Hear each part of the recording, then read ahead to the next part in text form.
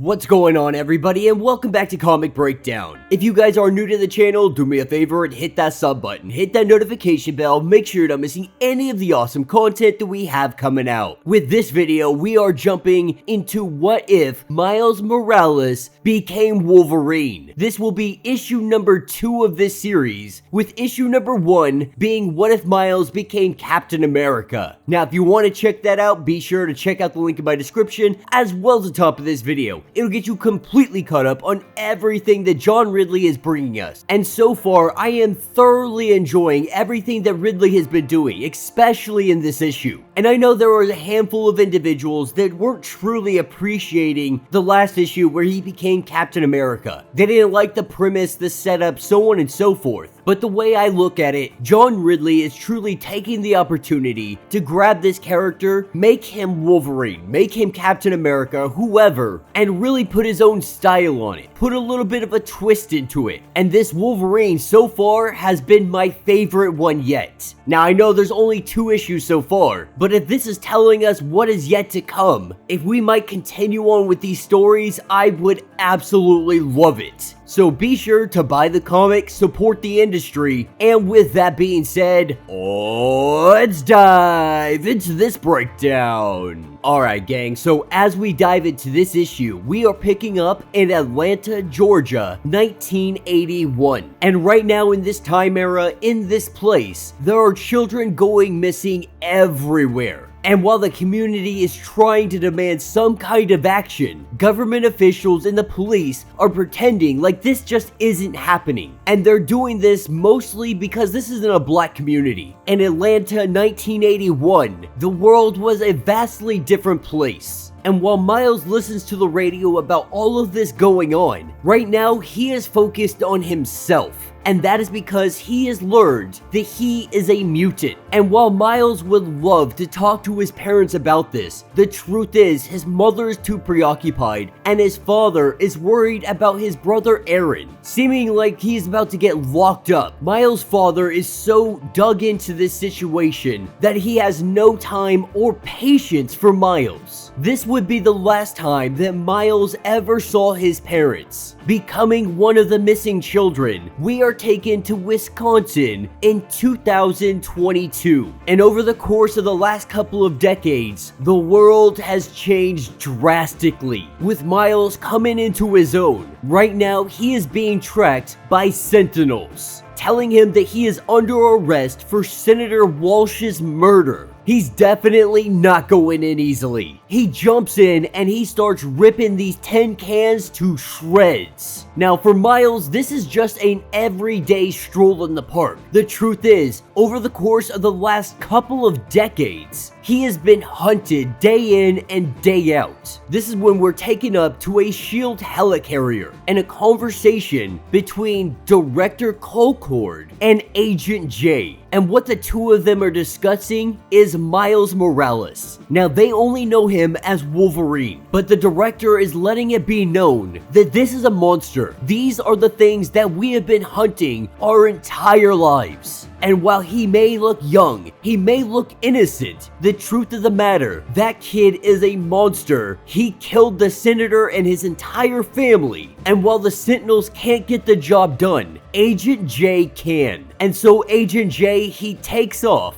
and he lands directly behind Miles. With Miles wasting no time, he jumps into this fight. His claws come out and he goes to take apart this metal man, only to find out that his adamantium is stronger than Wolverine's. We see Wolverine's claws, they shatter. This is by far the hardest assassin that Wolverine has gone up against yet. They keep getting more difficult every single time. They get tougher, faster, more violent. But for Miles, he doesn't give a crap. The truth is, he is always going to come at them, and he is always going to take them down. Using his last fist of claws, he goes in to punch this man, only for his hand to be stopped, and these claws to be broken as well, as Agent J drives his sword directly through the stomach of Miles. We see his fist charge up, and he lays one right across Miles' face. And in doing this, it exposes Wolverine's face. We see who it is. And Agent J, he is stopped dead in his tracks. He knows who this kid is. He knows because it is his own son. Agent J is Miles Morales' father. With Miles laying there bleeding out, completely battered and beaten, he is in utter confusion, not understanding how his father is Agent J, believing now that his father is responsible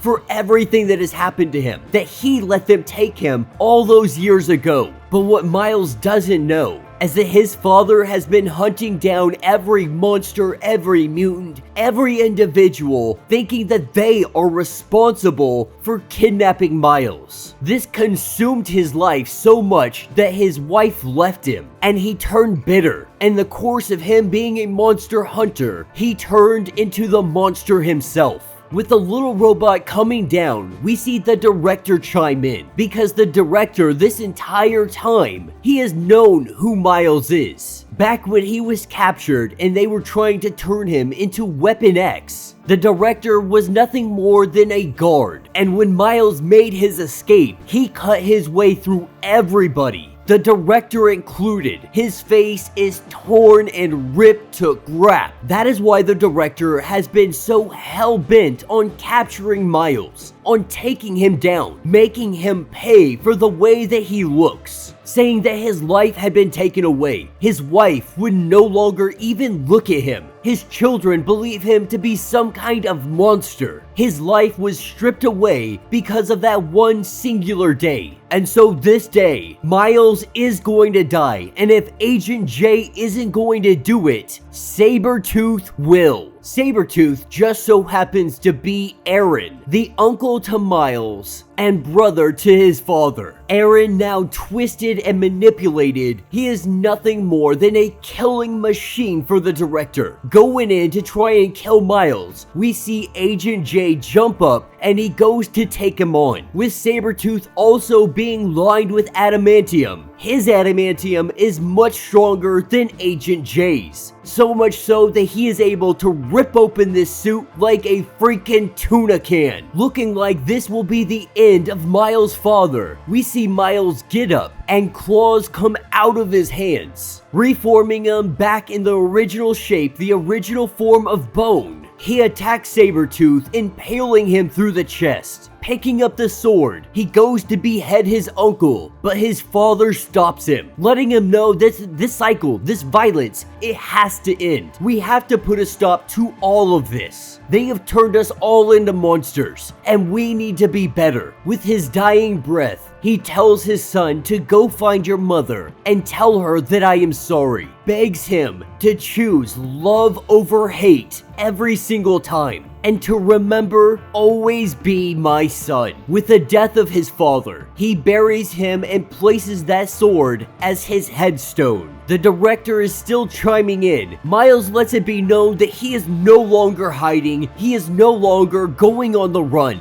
because now he has a goal: to take down the director and make him pay for everything that he has done to this family. As Miles begins to walk off, this is where we hear Professor X. But this isn't Charles Xavier, this is Professor Lee. Now, as we originally know it, Miles and Lee, they are best friends when he is Spider-Man. But in this reality, Lee, he was born as a mutant. They never became best friends. And decades later, their paths cross for the very first time, showing up with a bunch of the other X-Men. He